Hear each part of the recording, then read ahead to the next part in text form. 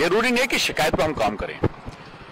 हम यहाँ के प्रतिनिधि हैं, हमारा फर्ज बनता है कि सर्वे करना और जहां पे लगता है कि लोगों को सुविधा मिलनी चाहिए वहां सुविधा देना। मैं आपको दिखाना चाहता हूं कि इस लाइट से लेके पूरा अंधेरा यहां तक, और ये पिछले अब से नहीं है, पिछले 5 साल से है। दुर्भाग्य इस बात का रहा कि इतनी बड़ी लाइन बीच में कैसे छोड़ी गई, जबकि पार्षद बीजेपी का था, मेयर बीजेपी का था, विधायक बीजेपी का है, सांसद बीजेपी का था, केंद्र में सरकार बीजेपी की, एलजी बीजेपी का, उसके बावजूद भी इतने हिस्से को क्यों छोड़ा गया मुझे समझ नहीं आ रहा। क्या वो आने पहले लोगों को दिखा नहीं, मेयर साहब को दिखा नहीं, या यहाँ के लोगों को, स्थानीय लोगों को जो सुविधा हो रही थी, क्या वो सुविधा दिखी नहीं कि भाई ये सुविधा मिलनी चाहिए? तो हमने उसको देखते हुए हमने यहां से लेकर वहां तक जो है 5-7 पोल यहाँ, 5 पोल यहाँ लगेंगे, इससे आगे जहां पे पोल नहीं है, और हमने उसका सर्वे भी कराया पूरा का पूरा। जल्दी ही पूरे जैतपुर के अंदर इस तरह जहां जहां लाइटें नहीं है वहां पे पोल गाड़े जाएंगे, नई लाइटें लगाई जाएंगी, पूरे जैतपुर वार्ड को पूरा चमकाया जाएगा। लाइट की समस्या सबसे ज्यादा अगर है तो जैतपुर वार्ड के अंदर है। रामवीर सिंह विदुड़ी जी आपके यहाँ से विधायक भी हैं और दिल्ली विधानसभा से नेता प्रतिपक्ष भी है।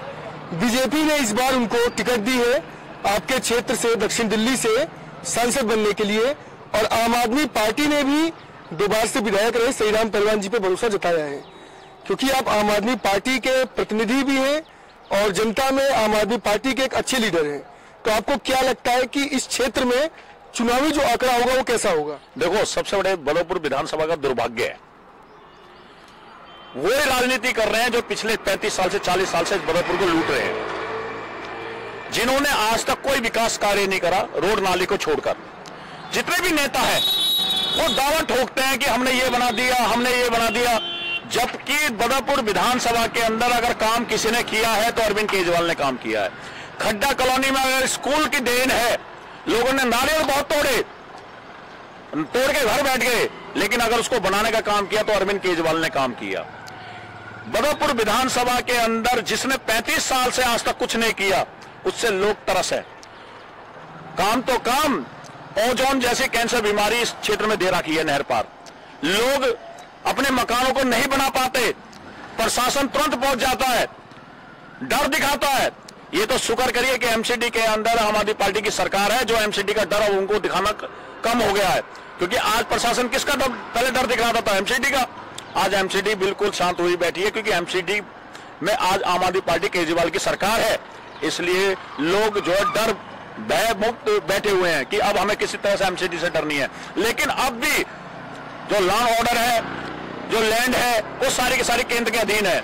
इसलिए अगर सहीराम जी अगर हमारे सांसद बनते हैं तो जैतपुर को तोहफा मिलेगा, बदरपुर विधानसभा को तोहफा मिलेगा, क्योंकि ये पता है कि जो 40-35 साल से राजनीति कर रहे हैं ये बदरपुर विधानसभा को कुछ नहीं दे सकते।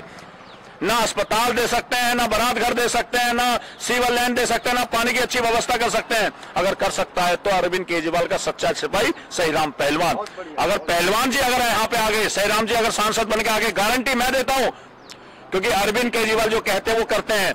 हम एक चीज पे वोट मांगते हैं, अगर हमने काम किया है तो हमें वोट दो, अगर हमने काम नहीं किया तो नहीं वोट दो। तो जनता से 2020 में जब हम गए थे तो हमने जनता के बीच में यही कहा था, अरविंद केजरीवाल ने अगर मैंने काम किया है तो मुझे वोट देना, और जनता ने उनकी झोली में 62 सीट दी। तो ऐसी जनता के बीच में हम जा रहे हैं कि अगर एमसीडी के अंदर हम काम कर रहे हैं तो आप हमारे उम्मीदवार अरविंद केजरीवाल के सच्चे सिपाही सहीराम पहलवान जी को वोट दें और उनको भारी मतों से जिताएं। और जनता के बदरपुर के अंदर, जैतपुर के अंदर डिस्पेंसरी देने का काम हेमा बोहरा करेगी, अस्पताल देने का काम हेमा बोहरा करेगी, यहाँ पे स्कूल खोलने का काम हेमा बोहरा करेगी, गारंटी के साथ कह रहे, क्योंकि श्रीचंद बोहरा जो कहता है वो अपने क्षेत्र में करता है। एक और सवाल जो मैं आपसे पूछना चाहता हूं, आम आदमी पार्टी से सबसे पहले यहाँ जो विधायक बने थे नारायण दत्त शर्मा जी, अभी उन्होंने पार्टी बदल ली है। कुछ दिनों पहले उन्होंने भारतीय जनता पार्टी में एंट्री ले ली है, हालांकि आम आदमी पार्टी को छोड़े हुए काफी समय हो गया है। तो उनके बीजेपी में जुड़ने से क्या असर होने वाला है? देखो, जिस जनता ने आम आदमी पार्टी की टोपी पहनकर वो विधायक बने और जिनके खिलाफ वो विधायक बने, आज उन्हीं की गोदी में जाके बैठ गए, तो इसका मतलब एनडी शर्मा का कोई अस्तित्व नहीं है बदरपुर विधानसभा के अंदर। कोई जनाधार नहीं है। यहां पे अगर जनाधार है तो आम आदमी पार्टी के अरविंद केजरीवाल का है। वो जाके कहीं भी बैठ जाएं, उनका कोई अस्तित्व नहीं है। उन्होंने बीएसपी से चुनाव लड़के देख लिया, तो उनसे हमें कोई फर्क नहीं पड़ता, वो किसी की गोदी में जाके बैठ जाएं, क्योंकि अरविंद केजरीवाल का कार्यकर्ता आज भी अरविंद केजरीवाल के साथ है, अरविंद केजरीवाल का एक पदाधिकारी आज भी अरविंद केजरीवाल के साथ है। तो उनके जाने से आने से हमें कोई फर्क नहीं पड़ता, क्योंकि जनता सब जानती है जिनके विरुद्ध वो चुनाव लड़के जीते, आज उन्हीं की झोली में जाके बैठे। आज तो आप अपने उनके बेटे के झंडे उठाएंगे, वो अब तो वो एक कार्यकर्ता के रूप में झंडे उठाएंगे उनके बेटे के। अभी देख लेना, अभी उनके बेटे के पीछे पीछे घूमेंगे।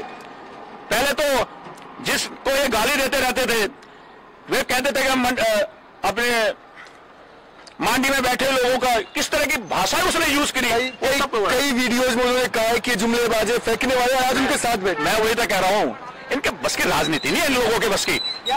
ये गरीब का बेटा कह के, किसान का बेटा कह के इसने पूरे बदरपुर को लूटने का काम किया है। अब पैसा इकट्ठा कर लिया है, अब पैसा इकट्ठा करके दल बदलता दौड़ रहा है, क्योंकि उसको ये पता है कि जनता उसके साथ है ही नहीं। जिस जाति ने उसको सर माथे में बैठाया, उसी जाति को गाली देना शुरू कर दिया था। तो इसका कोई जनाधार इस क्षेत्र के अंदर है नहीं, वो किसी की गोदी में जाके बैठ जाए। आम आदमी पार्टी कल भी मजबूत थी और आज भी मजबूत है।